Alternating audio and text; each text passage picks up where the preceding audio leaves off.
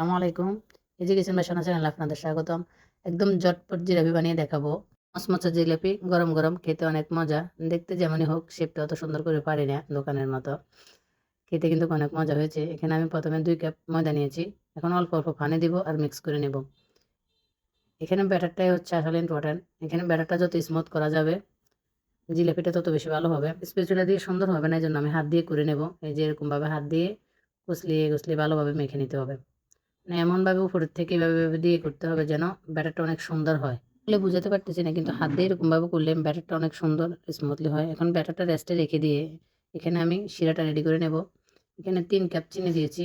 চিনি ভালোভাবে ফুটে আসার পর লেবুর রস, একটু ঘি, ২ ফোঁটা ইয়েলো কালার একটু ভালো করে ফুটিয়ে নেব।